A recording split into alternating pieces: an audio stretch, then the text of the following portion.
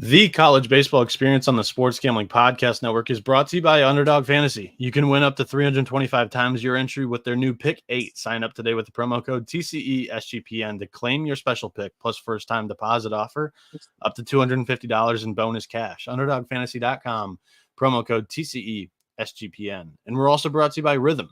Get the best data-driven props and picks from Rhythm. Claim your 7-day free trial today by going to sportsgamblingpodcast.com/rhythm. That's sportsgamblingpodcast.com/RITHMM.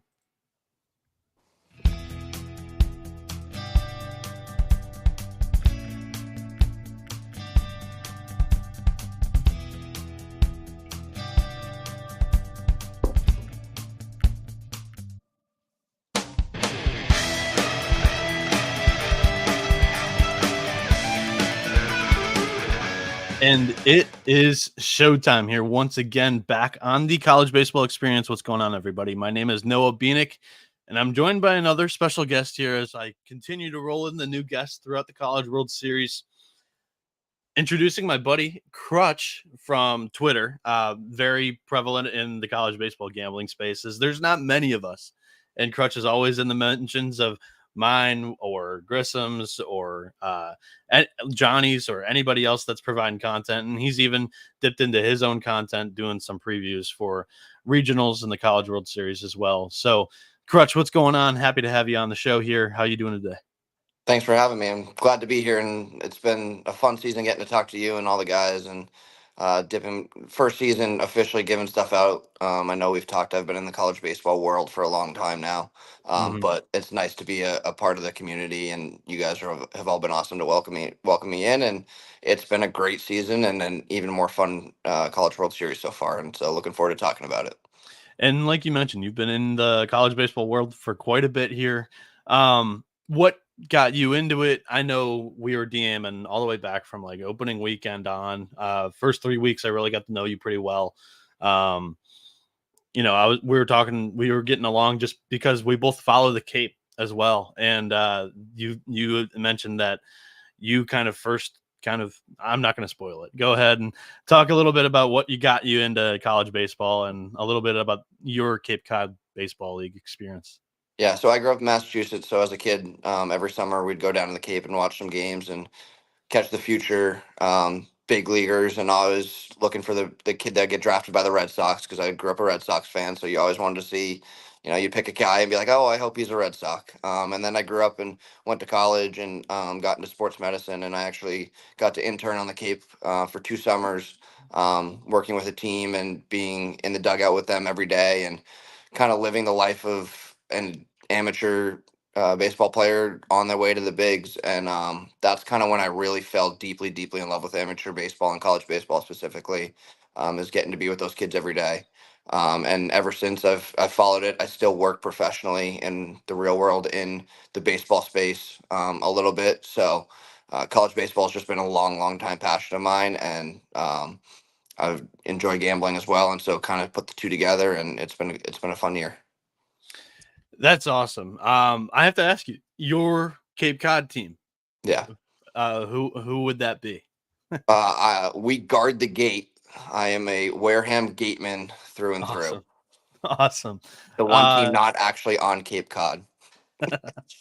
So we had a great game here today. Florida State and North Carolina played for the first time this season. The two teams actually didn't really run into each other in ACC play at all. Florida State wins 9-5 today. They jump on Hoff. Yeah. Jump on him early, and then the thing that struck me a little bit weird was Scott Forbes brings in Matthew Mateus for 5 pitches, gives him the yank, and then Dalton Pence comes in, and that was, I think, in the 3rd inning. So they had burned Mateus on 5 pitches. That was like the biggest questionable decision to me, because like he was one of your more reliable arms, and if you were only going to use him in that spot against one batter, I wouldn't have used that specific arm in that spot. And then Pence didn't have his best today, got hit around quite a bit by a Florida State team's offense that has been super hot. I mean, they've put up the most runs by an ACC team in the College World Series through 3 games now. That they set a record there. The ACC, of course, not really known for tremendous performances in the College World Series, only with 1 national title in 2015 with Virginia. But North Carolina showed a little bit of fight in the late innings, closed, or not even in late innings. It was probably middle innings. I think it was the 5th or 6th. They closed the lead to 2. Florida State adds the 2 insurance runs by the 2 Alabama transfers, Jackson West and Max Williams, and they pull away 9-5.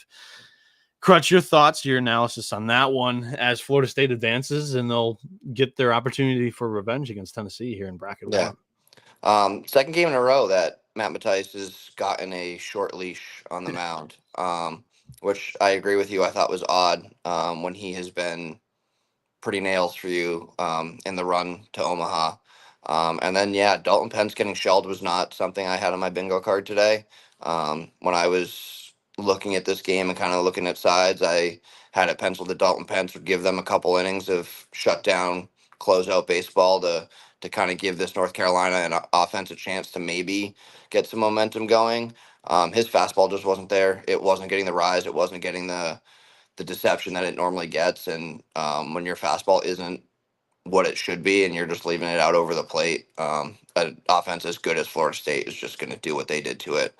I think he had 5 hits in the postseason, giving up 5 hits in the postseason coming into today, and he gave up 6, I think, in 1 inning today, and like 7 or 8 total. Dalton Pence not being himself is a death wish for North Carolina. If you want to win that game, you have to have Dalton Pence go out there and be Dalton Pence. After that, I didn't love Vance Honeycutt getting thrown out with the tying run on the plate at the plate. Your number 3 hitter at the plate, yeah. Yeah, I mean, yes, you're Vance Honeycutt. Yes, you're All-American, top level first round draft pick. Yes, all the talent in the world. You give them the green light to kind of do guys like that to do what they want. But that's just a tough. It's one of those baseball things. You don't get thrown in at third with 2 outs. Correct. Yep. So I don't think that was necessarily one of the better decisions that they made. And then obviously they cut it back to 2. I think it was the 6th or 7th inning. They got it to 7-5. Went through the 8th unscathed, and then obviously you give up the 2 bombs in the 9th that kind of put the nail in the coffin. Yeah. And that was Padgett on the mound too, which he's not normally in the leverage situation. That and he was kind pressure, of being stretched a little bit longer than I think he was probably good for. So a couple decisions there. It's always easy to question, operational decisions from the comfort of an armchair. I know. But it is what it is. If North Carolina was going to have a shot, they were going to have to pitch. If you told me Florida State was going to put up 9 runs, they absolutely win that game. For Florida State to win, they had to keep them under 6. I probably would have said, that would have been the upper echelon of what I thought was reasonable for North Carolina to score. These Florida State bats are legit.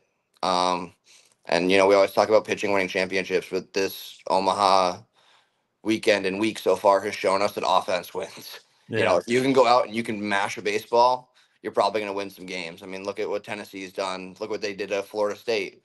Florida State put up 11 runs and lost. Yeah. Not many times that happens to you. And you need some guys that can hit those low bullet lasers. We're not seeing a lot of the high tower and fly balls get out of here, but through the wind, through the wind, you can hit them through. We're finding out, especially down the left and right field lines. The last thing that I wanted to mention specifically on Pence, and it was a good point by you, is like you didn't mention this part. Like the rest thing may have worked against him because he's an arm that's used to be throwing. I think he's got like 50 innings on the year. He's used to going once or twice in a weekend. And when you give him, because unorthodoxly, you lose to Tennessee, you didn't want to burn him in that game, but you did unintentionally give him 3 days off. And that's probably just not an arm that's used to not having that daily or every other day momentum. So yeah, he just didn't have that bite. And like you said, the ride. Before we get into talking about the games, I just wanted to ask, I always do this, so I hate if I put you in a negative position if you don't have anything else. But for those that are listening at home, just to kind of see where your rooting interests are. What's your current futures portfolio look like, as we've got 5 teams here remaining in Omaha? Died today. The only future I'm not a big future guy, and I think that's where I differ from a lot of you guys in the college baseball gambling space specifically Yeah. is, and something I've noticed this year, and I tip my hat to all of you. I am honestly so impressed when you guys all talk about your futures portfolios and what you have diversified and at the ranges that you have, at the prices that you have them at. Futures is never something that I've been in any sport. Like obviously college baseball is a huge passion, but I gamble on most sports, college sports specifically. Yeah. But I'm just not a big futures guy in general. Neither am I, to be honest. Like I do it more like if I'm struggling for content in a week, I'll dive into a slate. But the only times that I really kind of dive in completely to a futures preseason, when you're going to get the best number typically, and about I look at like the second week of May, because that's when you can kind of tell like which teams are kind of heating up and Yeah, that and so forth. And then obviously when the field is released, that's when I actually kind of jump quite a bit. Once I yeah, see the field, that's yeah, what I like to see is the draw. But yeah. honestly, if you don't win, it's no good. And I'm sure that's where your angle and your thought Yeah, process is coming across. I'm It's better like, at looking at a line, but for a specific game and taking.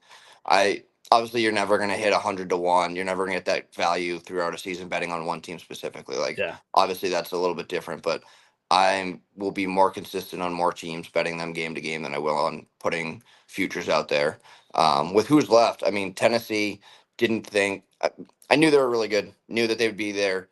hmm Just kind of that number one seed thing. I knew they'd be, up there, and I just didn't think that the offense would carry without the pitching because the pitching just hasn't really been elite.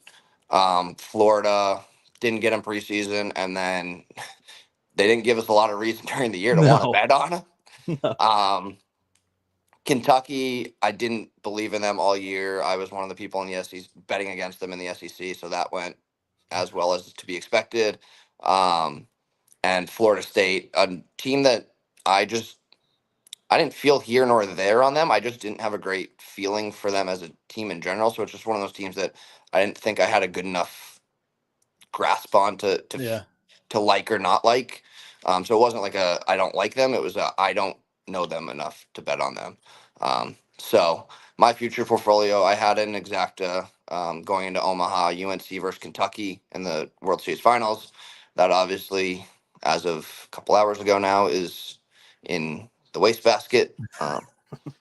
But that was my final two. And I will say, like, my best call in the preseason was Florida State, and they've gotten much farther than I thought they were going to be. I placed them to get just to get to Omaha, and then I saw the first couple of weeks. Oh, this team actually is for real, and I was able to jump on them for the Natty, but it was nowhere near what it was in the preseason. Florida was my preseason national championship pick, and if you asked me if I felt confident in that going into May, I would have said no. It was a terrible pick, but here they yeah, are in the final 5. I might just luck box my way into that back door. But Kentucky was a team that I hopped on the bandwagon once I saw that team was uh, not really I wouldn't say legit, but they were competitive in the series against Tennessee. That was like like this team is okay. Like they can play here with the big boys. Sure, it was a home series for them against Tennessee, but they won the first game and they were competitive in the final 2. They go on and lose the road series against South Carolina, and you're like, oh boy, here we go.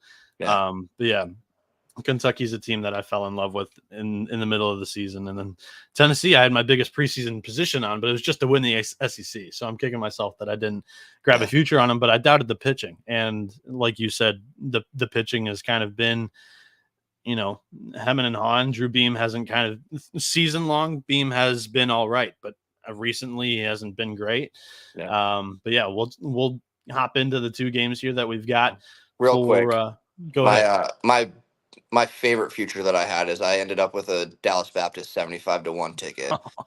And when I saw the regional draw and I saw the into the supers and how they could get themselves to Omaha, I was very, very in love with that. and then obviously the regional went how the regional went. So if it doesn't win, it doesn't. Like you said, doesn't win, doesn't matter. Yeah. But that was the one future I placed, and I thought I might be getting some value there, and it quickly died. But yeah, I let's am a talk about sucker. I'm a sucker for DBU every I single year. I they am. that's probably my favorite team in the country. Like a lot of guys are They're one of SEC them. guys. Like Q's got Florida and Matt's got Arkansas and Johnny's got FSU and Wake and you've got Michigan and Clemson. Like if you're gonna ask me my team, give me the Dallas Bombers, baby. Attaboy. Yeah, I love everybody's labeling me as the Clemson guy. Oh, Obviously, I've been one of the louder voices, but Eric yeah, I Bakich guy. guess. Yeah, I guess I've adopted the Bakich fandom even more than the Florida fandom as my number 2 team. I'll take it though. But yeah, Michigan. Um, I'll die by the Wolverines. But let's jump into tomorrow's games real quick before we do though. I have to tell the people about SGPN because the countdown to football season is on once the College World Series ends here, and the college football experience with Colby, Patty, NC Nick, they're all doing individual team previews for every single team in D1, FBS. 134 team previews on every single college football team. Plus, SGPN's got the 5-minute fantasy football, which is your quick and dirty podcast to get you prepped for all things fantasy football.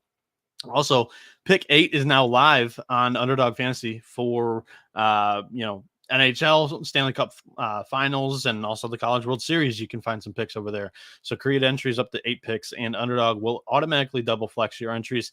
So you can miss up to 2 picks and still win your entry. With more picks to make and extra ways to win, the excitement is higher than ever. And the best part is that you can win up to 325x your original amount. So now you can use specials and boosts in all these flexed entries. Don't miss your chance before it's gone. Sign up today with the promo code right above my head, TCE SGPN, to claim your special pick plus first-time deposit offer up to $250 in bonus cash. UnderdogFantasy.com, promo code TCE SGPN. We've got the Kentucky-Florida game that was from Tuesday night originally has been rescheduled to Wednesday morning. So this is going to be played at 10 Central, 11 a.m. Eastern. The winner of this game is going to turn around and play the night game. So there's no way it's going to be starting at the scheduled time. They want it to go at 7 p.m. Central. This is probably going to be again at 8:30, 9 Eastern. But Kentucky, Florida is the first game. The winner plays Texas A&M. A lot of people heard me possibly on last night's show talk about how I felt good about Florida. I Benedict Arnold my pick for the article. I went on Kentucky just because of the pitching options. I did not love the situation that Florida was in. But I think I'm going to Benedict once again on the show and go to Florida. I think the day off really benefits Florida here. For those that didn't tune into yesterday's show, let's run through a lot of the pitching scenarios in this one. Kentucky has not announced the starting pitcher to this point, to my knowledge, but we assume that it's going to be Dominic Nyman. He's been their third starting pitcher all season long. 8-4, 6.24 ERA on the year, 66 strikeouts, 25 walks, and 70.2 innings with a 3.99 Sierra. However, it's a 13.54 ERA in his last 4 starts. Pierce Coppola was announced to be the starter if the game had taken place on Tuesday. I'm going to assume that he's going to start Wednesday morning as well. 10.80 ERA for him in his last 4 appearances. So it's been a train wreck for both of these starters. Coppola has not thrown in since the Nebraska game in the losers bracket in the regional. Dom Nyman hasn't thrown since the Western Michigan regional game 1 against the Broncos there in the Lexington regional. So neither of these guys have thrown recently. There should be a little bit of rust here. It's an offensive game script, especially when you go with the Florida pen check and you assume that Cade Fisher's not going to throw after throwing 75 pitches on Monday. And then also Brandon Neely has thrown 68 pitches throughout this week in the College World Series so far. He has more of an opportunity to throw reasonably here on Wednesday. than he did on Tuesday. So we should factor in an inning or two from Neely. And Fisher Jameson's going to be the big reliever, the no in this one. He threw 52 pitches on Saturday. He's going to be good to go. He'll come in long relief after Coppola goes one time through the order.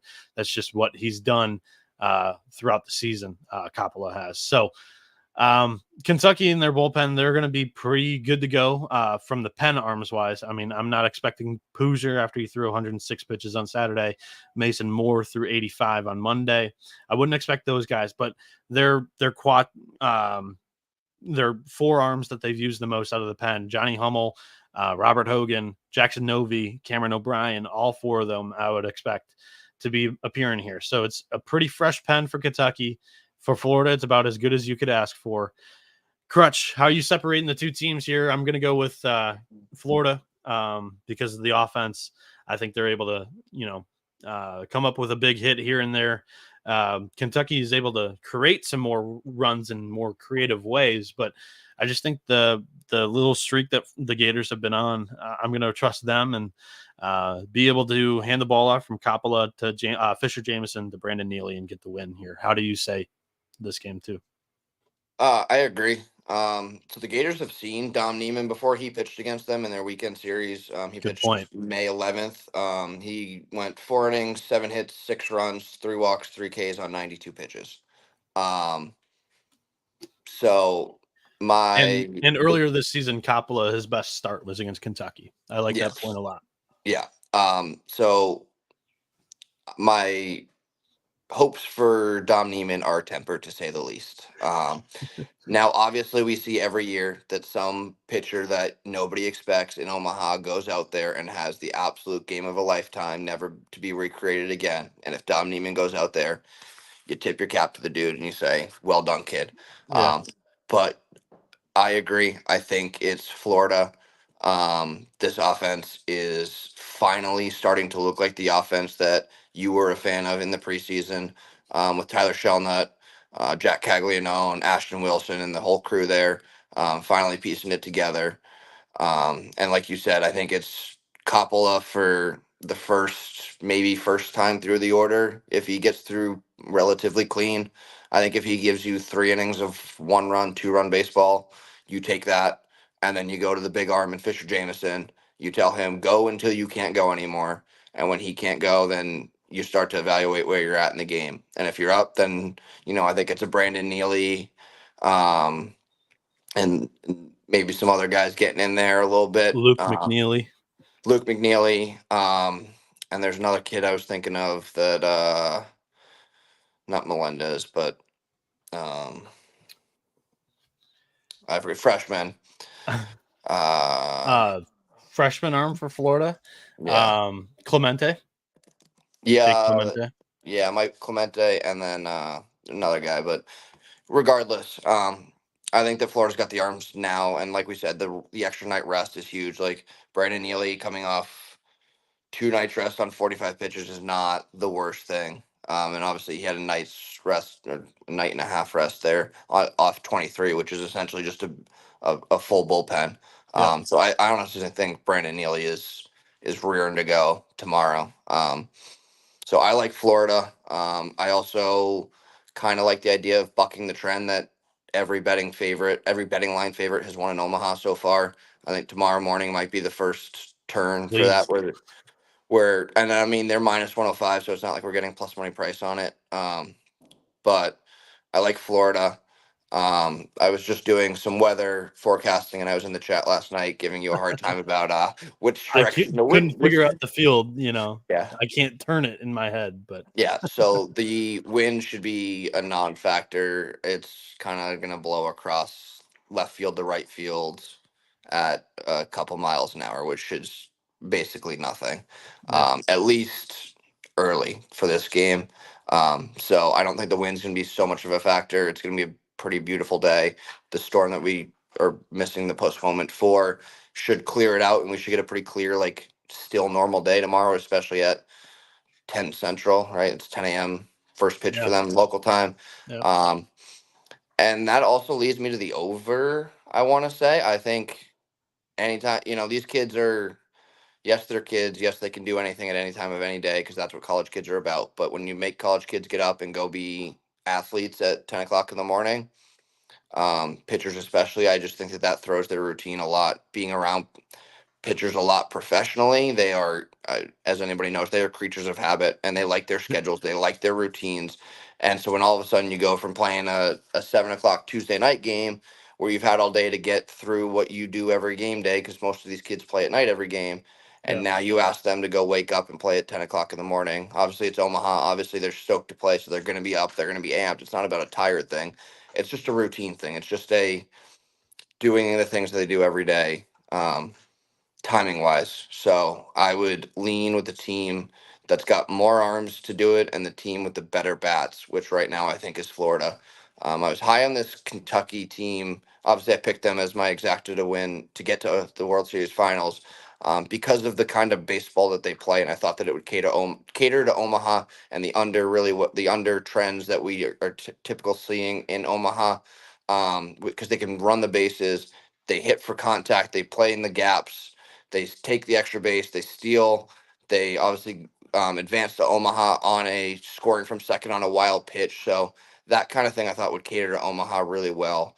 But you can't just discount offensive power and offensive talent. And what Florida has in their offense is talent in spades. I mean, up and down the lineup, all these kids can absolutely rake, even if they haven't shown it very much this year. So Yeah. I'll, long-winded answer to say, yeah, I'm with you on Florida. I know, I appreciate it though, and it's good. That's why I bring on a lot of guests, is because me, when I keep saying the same thing, it gets old, and sometimes I just ramble or I just forget some points that I want to mention. And having a fresh voice for other people to hear is outstanding. And I think you make it a lot of great points. And that was my total pick as well. I think this one goes over. Just the way that I have this one game scripted is both starting pitchers have been train wrecks lately. They're going to get chased early. So you'll see 2 or 3 runs for each side when both pitchers exit this game, and it's going to go to a bullpen game. Florida's bullpen has not been great the entire season, but I think Fisher, Jameson, and Neely are able to stretch a couple of innings together and get him a win, but it's not going to be pretty by any means. And Kentucky, their bullpen has not been outstanding in this postseason. You know, they give up 8 runs to Western Michigan in that game. Also, Illinois had some threats. And then a couple of walks against Oregon State really did not make the late innings very good for your heart if Yeah. you're rooting for the Wildcats there. I So think one more, if I could just make one more point, go ahead. is I think an X factor for Kentucky is limiting big damage innings. If you remember their gaming at Florida's game against NC State, they really won that game on like 2 big innings where they hit 2 monster home runs Yeah, to kind of propel them up in the run column. I think if you're Kentucky and you're that pitching, if you're their pitching coach, you're telling them, let's giving up a hit, giving up a walk is okay, but we're gonna let's obviously try to limit free passes and limit the ability to create big damage um on in one inning. Kentucky is more suited to the score 1 run and more 1 run innings than the other team. But if you let that Florida offense just start the momentum start getting downhill, um, and that team, the offense starts rolling, they put up 4 spots in an inning, 5 spot in an inning. That's when the Florida team is at their absolute best. So I think the X factor for Kentucky is if they can keep Florida from building up big innings, then that's going to be the best key for them to try to win this game. correct. You can't keep Florida from hitting the home run. Even in Omaha, they've hit a home run in both games they've played so far. But you can keep them from having runners on base when they hit the home run. They've hit a lot of solo shots this season. And in general, Nick Mingione says the solo home run does not kill you because Yes. Kentucky trusts themselves to put up some runs. But I just think that this one's going to go over 11, 11 and a half currently we're seeing on DraftKings here. You're agreeing with me, which means that I'm in great company here. And before we get to the second game here, that is Florida State and Tennessee in a rematch, I'm going to tell you about Rhythm, because if you plan on watching, the golf tournament this weekend, or if you're interested in betting golf throughout this season, then you need to download Rhythm. Rhythm's golf features make it easier than ever to find the best betting opportunities for each tournament, each weekend. by letting users create custom betting models and instantly seeing recommendations for outright winners, top fives, top tens, and top 20 finishers. Rhythm presents these bet recommendations in a menu-like format, making it easy to see where your models agree and helping you feel confident in your betting decisions. Rhythm also features an AI caddy, which gives bettors a chance to see every single golfer in the field's simulated performance thanks to Rhythm's powerful AI algorithm. And you can use this to find huge plus money betting opportunities throughout every tournament in golf. Rhythm is the ultimate golf betting and DFS companion. Download now and start a free 7-day trial and bet smarter on golf tournaments each weekend. Claim your 7-day free trial today by going to sportsgamblingpodcast.com/rhythm. That's sportsgamblingpodcast.com/RITHMM. We've got Noah Thornton in the chat saying Neely for 9, get him some smelling salts and a Red Bull. Call it a day. That's our buddy Delta Dimes, if I remember correctly. Oh, awesome. I did not know that for sure, but yeah, good to know. What's going on, Delta? Yeah, Caesars is hanging at 10.5, minus 120 and minus one. So yeah, Caesars 10.5. I like that over for sure. That's your best price that you're probably going to find out there currently, and that's probably the total hasn't been updated from bad weather to good weather. I'll make that assumption right now. Yeah. You'll see that in a niche market with not a lot of money coming in on it yet. So yeah. I'd also be curious to see the Florida. Now that we have some props getting posted close to game time, I'd be curious about a Florida team total, because I think that's another great angle. If you figure totals at 11, it's probably either really high 5.5, or no, it's probably 6.5, which I think is a tempting bet as well. Awesome. And a Yerfie. Maybe we get some Yerfie sweats tomorrow. Yes, I like that too. I do like that against Nyman and Coppola for sure. Yeah. Coppola. Yeah. Whatever. Coppola. Tomato. That's what I've said. I'm a Florida fan, but I've heard people call it either which way. I've been corrected by Quentin, who's a bigger Florida fan than I am, but I still don't know, because I've heard Coppola. Christian Coppola, who's got the same last name spelling for Rutgers, is Coppola, and you have Coppola for Florida. So, and they're both from like the New Jersey Northeast area. But you being a Northeasterner, I think you know how to pronounce it. Did you hear the Todd Frazier nugget about talking about people from the Garden State? I don't think so. So Mike Monaco, who he's actually a personal friend of mine.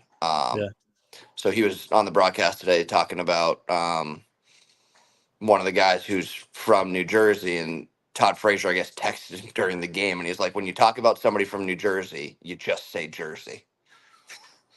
Awesome. The Jersey kid. Joyzy. There you go.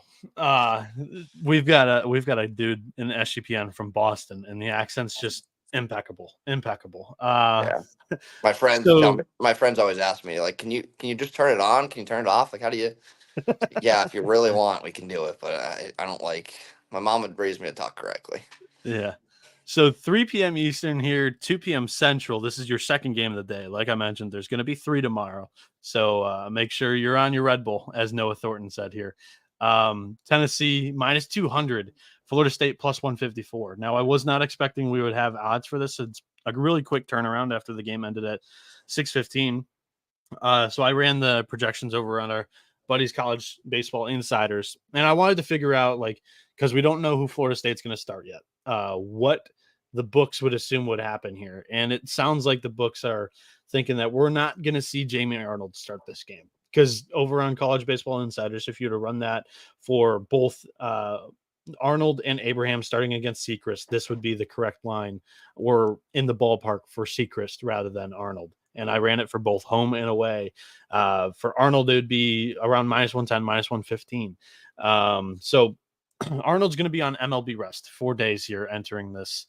And he's got a 5.72 ERA in his last 3 starts. So he has not been great. Also, Tennessee just saw him earlier in this tournament on Friday on opening day, and they touched him up. They didn't hit him too hard. Also, the conditions didn't really provide for the offense, but I mean, both teams put up plenty of runs in that game, 12-11 finish.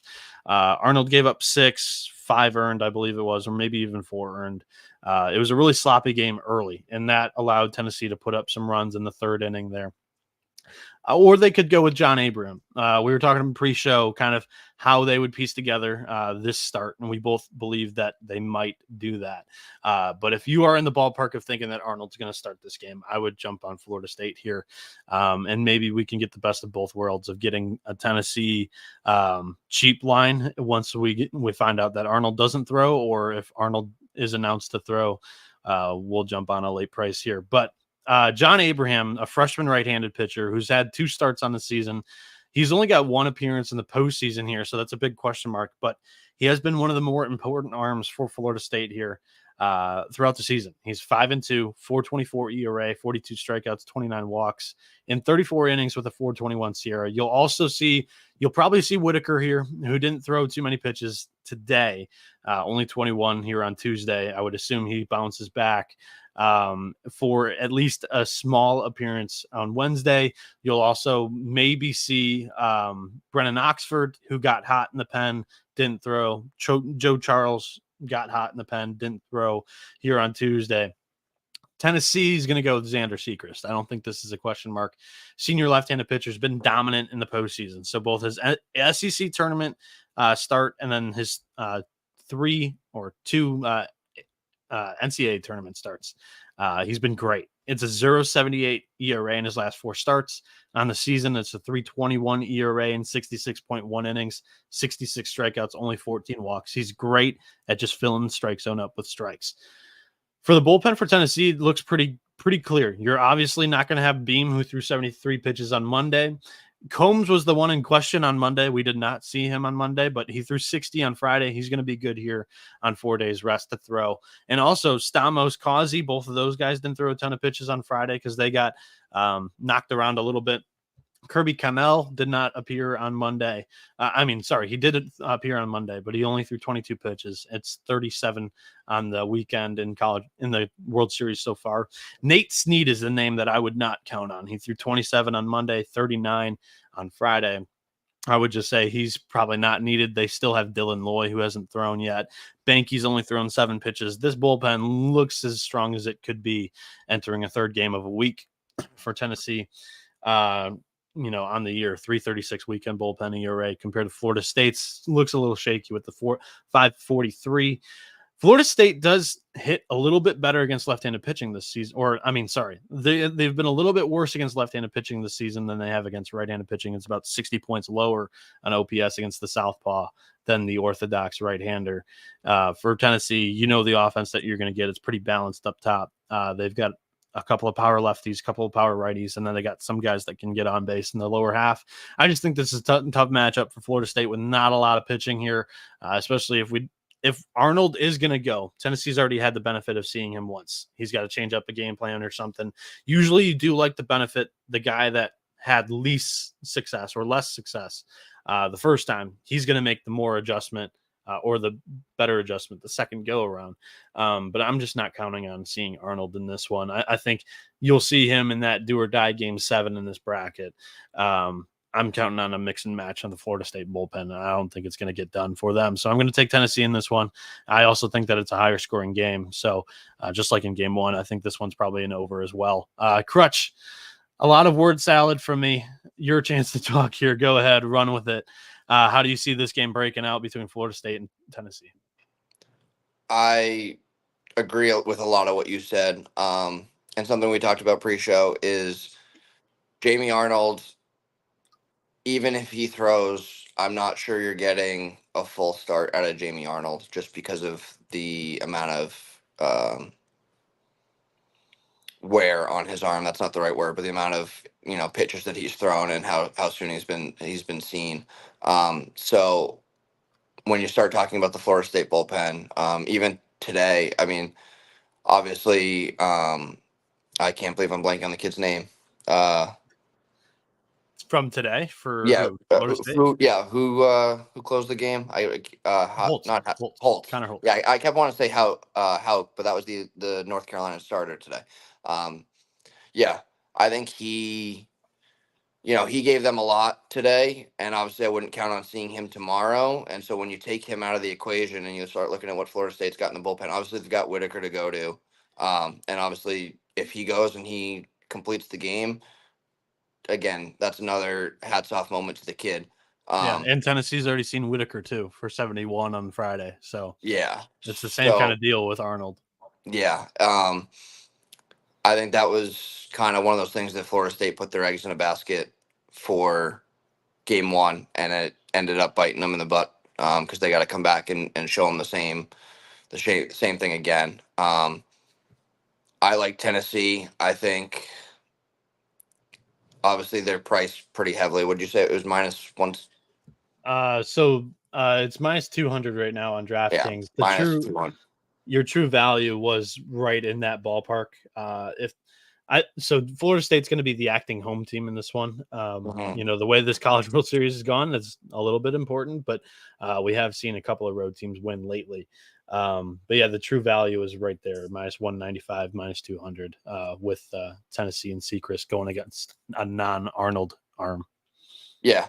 So I really like Tennessee. I think obviously laying 200 isn't something that I feel overly passionate about. I like even money. I like even plus money, obviously. So I think the way I'm going to try to look at this is probably a Tennessee team total. We obviously don't have a total set. I imagine it'll be in the 11 or 12 range. So again, we're looking at a 6.5, which against this Florida State team, UNC put up 5 today, and UNC didn't look great offensively. So I think Tennessee getting some runs going tomorrow is very much up in the up for what I'm looking for. So this might be the one time a year that I actually Delta Dimes just DM me, said Caesars minus 170 if you have access. So that's probably the best line you'll get on it. I might go. I have Caesars here in New York, so I might go the second this show's over. Go hit that. But I like Tennessee a lot. I've seen a lot about Team of Destiny. I've seen a lot of smart people, a lot of our friends take Florida State to win this bracket. Um, but yeah, I just think that you're running into a buzzsaw with Tennessee. And with the pitching advantage that they have with basically a full bullpen, a true starter on the mound, a guy that is used to starting a game and used to going with some depth to him. Um, I just I don't want to say there's not a line you could hang that I wouldn't take Florida State at, but we're approaching the line where it's like I don't really care what you price it at. I think Tennessee wins this game. Yeah, and just to add, because we're both kind of seeing eye to eye on this one, the game script that Florida State needs to win this game is they need to outslug Tennessee, and that's kind of Tennessee's Yes. strength. So Yeah, good luck going. I mean, Florida State's put up plenty of runs in this College World Series. They put up 11 the first time around on Tennessee. The second game I'm blanking on, but North Carolina they just put up 9. I mean, they put up 20 runs in those two games against Tennessee had Virginia. I think it was 7. six So that one Tennessee over North Carolina. I believe that final score was I was talking about Florida State, Virginia. oh, I think it was 7-2. 7. Yep, seven Yeah. two for So Florida State's put up 27 runs in the 3 games they've played in the College World Series. I just think if you're going to try to get into a slugfest with Tennessee, oftentimes it's not really going to work out for you. We saw Evansville get 1 game in that, but Sechrist shut down. I know we're talking about a 4 seed in Evansville, but Sechrist has been outstanding in his last 4 appearances. I just don't think you're going to get that game script yeah. To against him. to answer Ryan in the comments, yes, if Florida State wins tomorrow, they play again the next day in a winner take all. Yeah. Yeah, and they would have Arnold in that one, which again, if he throws, this price isn't correct, but we're not really counting on him to throw. For Tennessee, it would be Zander Sechrist. He's asking who would pitch for Tennessee. Yeah. Um, so yeah, I think this one goes over. That one's probably my favorite pick of the day. How about you? Favorite pick of the day: Kentucky, Florida, Tennessee, Florida State. The first 2 games here of this Wednesday. What would you go with? Can I go with the Yurfie in Kentucky and Florida? 100%. I think that's a No, solid pick too.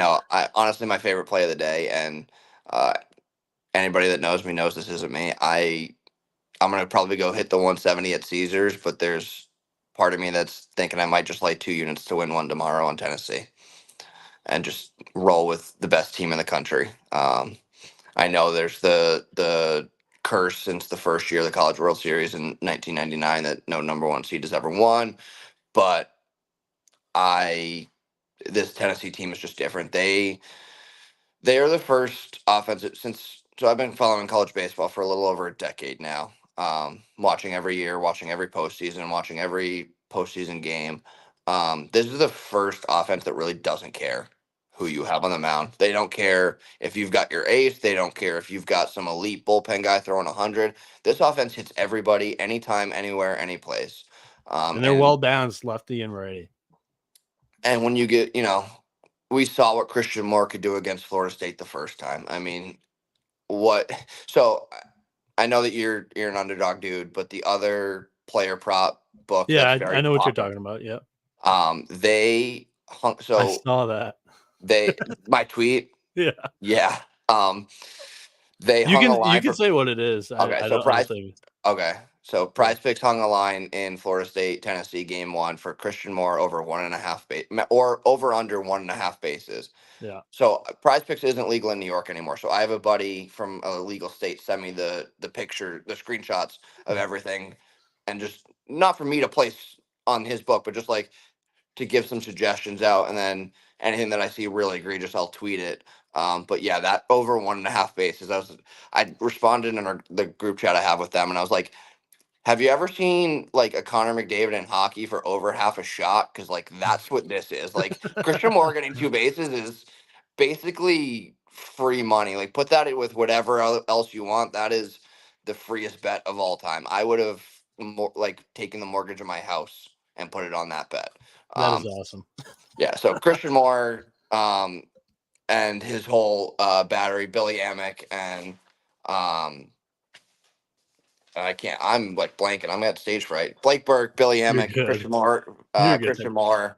That offense is just stupid. It's ridiculous. It's so much fun.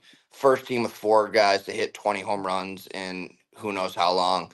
They're 10 home runs from breaking LSU's all-time team home run record, which was set with bats that would be dangerous weapons in today's game. Yeah, So for them to do that with BB Corbats is absolutely insane. and that would be hitting like 13 or 14 in Omaha too, which is insane in its own Yeah, right. again, yeah, crazy. They hit yeah, they would be well over 15 home runs I think in Omaha if they break the record.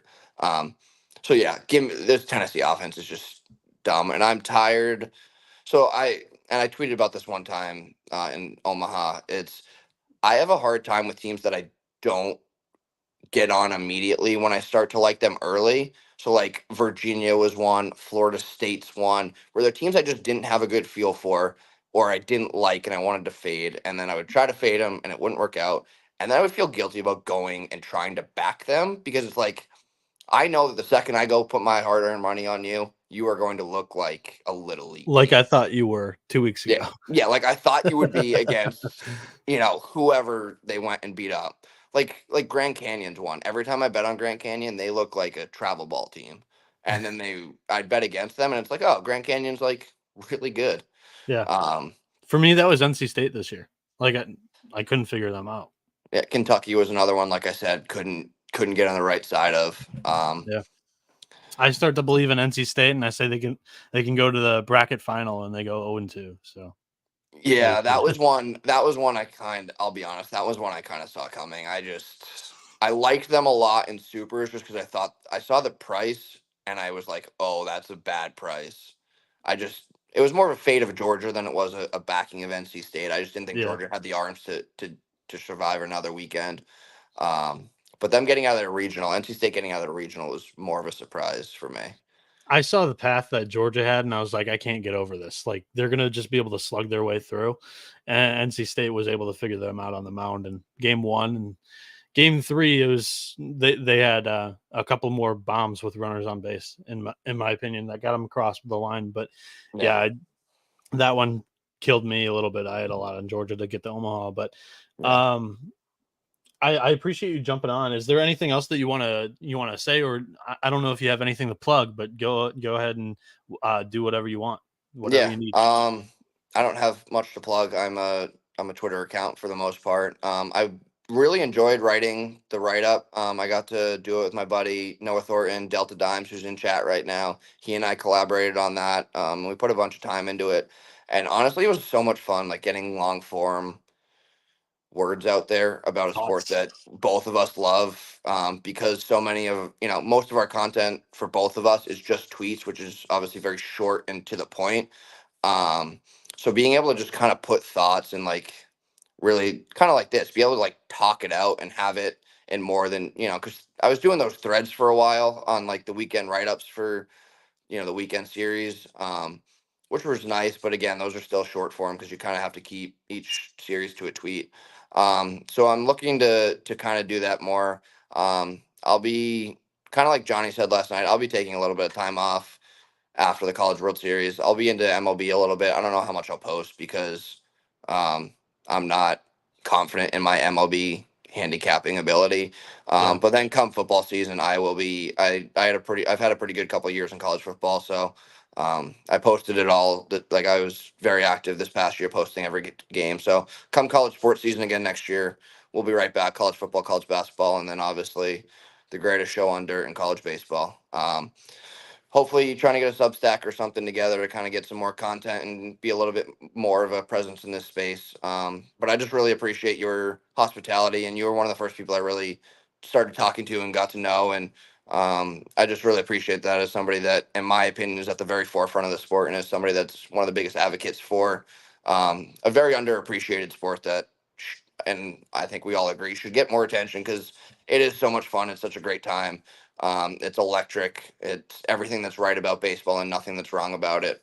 Um, so, yeah, that was just a lot of me on a soapbox. So, No, uh, I don't take any issue with. I appreciate what you said, but we do have Cape. Like, I don't know if if you we saw get this. Cape lines, we're So doing shows on Cape lines. I'm down, dude. I've mentioned this before. Like Cape lines were out on Barstool last year of all places.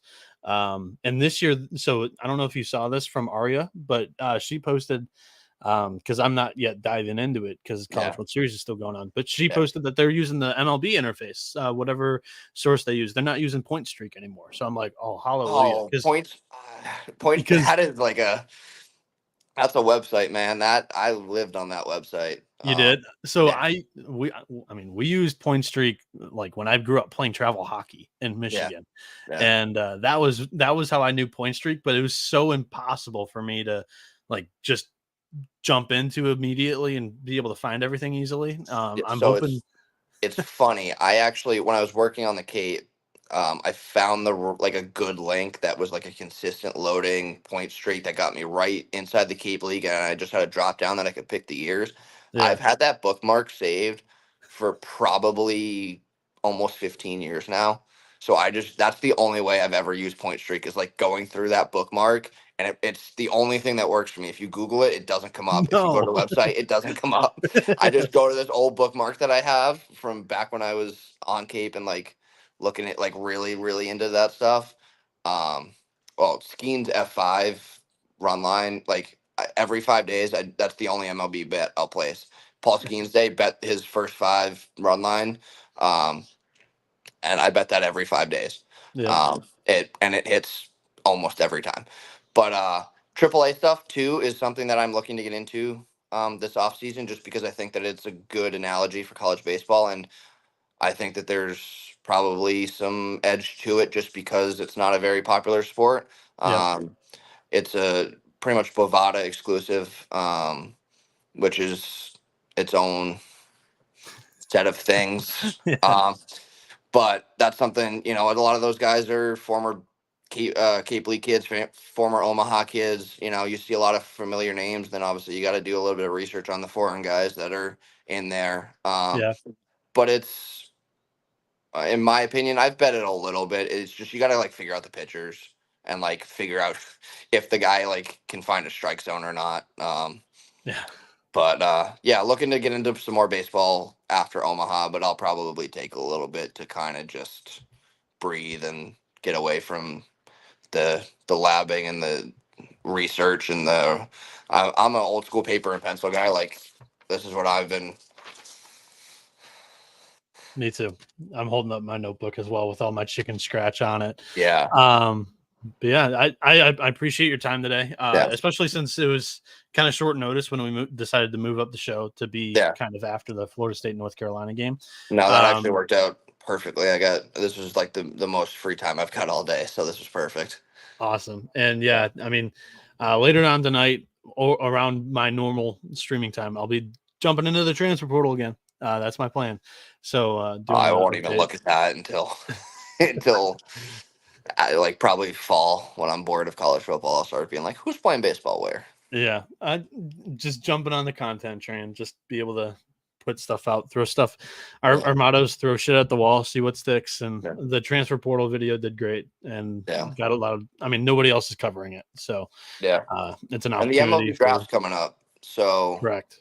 Yeah. um I don't know when I've that wasted is. money on it 2 years in a row. Look forward to doing it again, but So mid nobody July. knows. I Yeah, mean, yeah. if you wanna do something for that, I'm happy to talk about at least the college kids. I don't know if I'm gonna be able to. I can dive into some high school kids that I know a little bit, but if you want to talk about some college kids in the draft, I'm happy to All jump on right, and talk about that stuff too.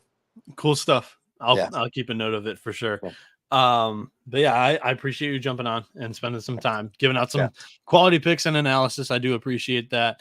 And for those that have listened, over 250 across all platforms, Wow. and appreciate it. You've been experiencing the better side of college baseball with the college baseball experience. Me and Crutch Bets here today.